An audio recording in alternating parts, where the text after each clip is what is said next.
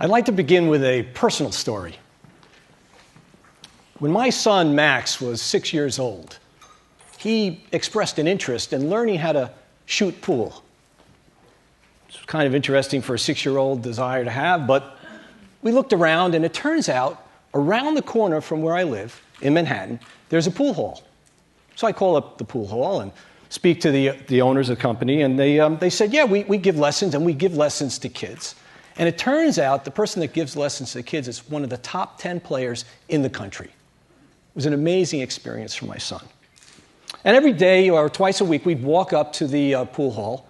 And one day, when he was about 7 years old, he stopped me and he said, hey, Dad, what happens when you and Mom die? Now, you can imagine what I'm starting to think. I mean, I'm starting to think, is he having an inkling about heaven?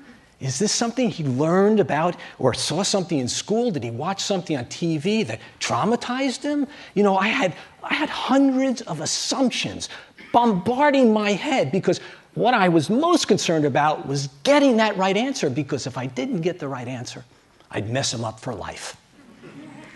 So it dawned on me that I needed to ask him, why? And I turned and I said, Max, why are you asking me this question? And he said, well, Dad, I want to know when you and Mom die, do I get the apartment? Because I would like to put a pool table in the living room. I tell this story because I want to remind you about the assumption. The assumption has amazing powers. It can build walls or it can open doors. And the reality is, while most people think, well, I maybe make an assumption here and there, you really make assumptions hundreds of times a day. It's really a key element on how you make decisions. And as the world gets more complex, as the world gets busier, we become more and more dependent on those assumptions. Now, that's okay. But the trouble is that we treat those assumptions as truths rather than for what they are, which they are, they're beliefs. And that gets us into all kinds of trouble. For example, you judge people before you actually get to know them. In business, how many times you think there is only one way to really do this? Or perhaps you make assumptions and you're already thinking of the answer before you really truly understand what the question is all about, such as what happened with my son, Max. You see, this happens in the subconscious. We're not even aware that we're making those assumptions, but they have significant consequences to them. Now, let me use a little magic to demonstrate this. I'm going to ask somebody to, excuse me, you're standing right here. Could you just come up, please?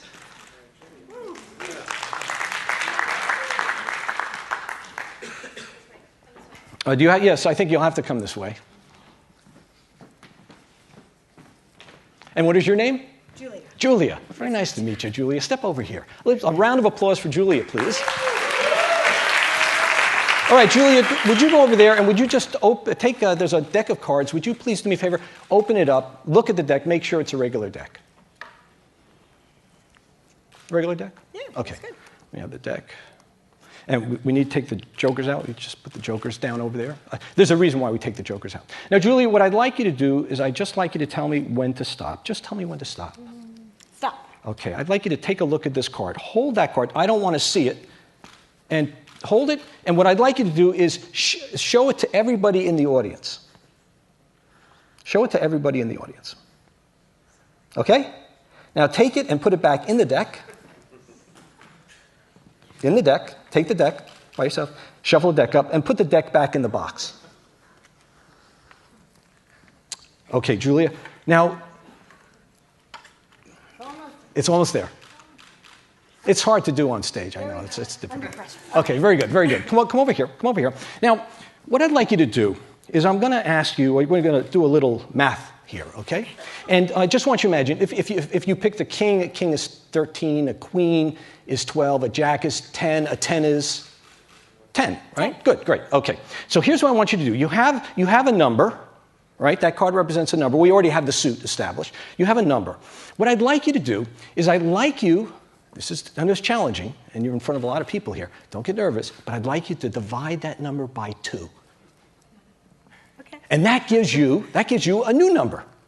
Well, believe it or not, I actually know what that number is, along with the suit, and I have it in a giant card inside that envelope. Would you go please get that envelope? And would you open it up, please? And would you pull it out and show it to everybody?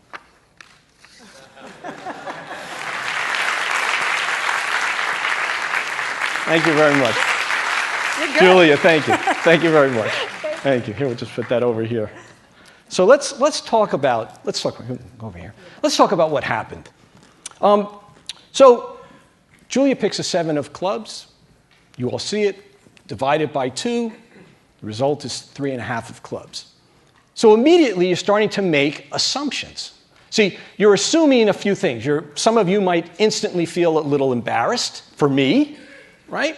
You're feeling like, Andy messed up. Some of you are making the assumption maybe he should stick to his day job. Right? Those are assumptions that are running through your minds.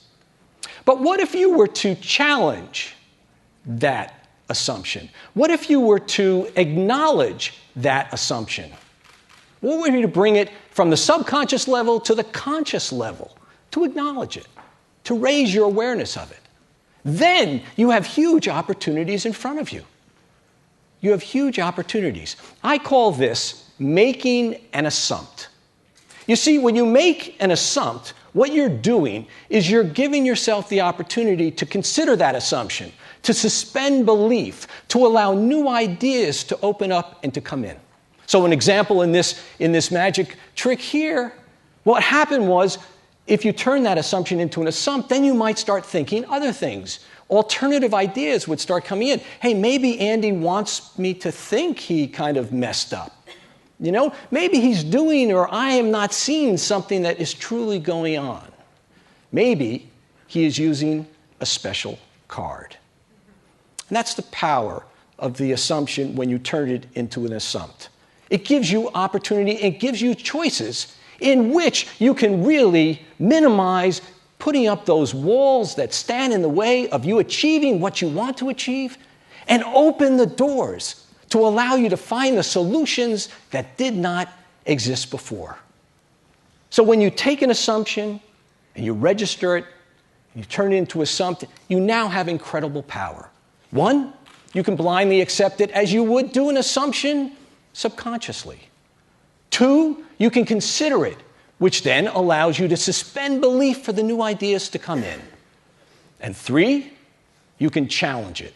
And challenging it is the fastest way to generate a new idea or to see an opportunity that did not exist before. It's a process that works. And when you do it, when you really turn your assumptions into assumptions, people will notice. And they will say to you things like, wow, how did you start that business?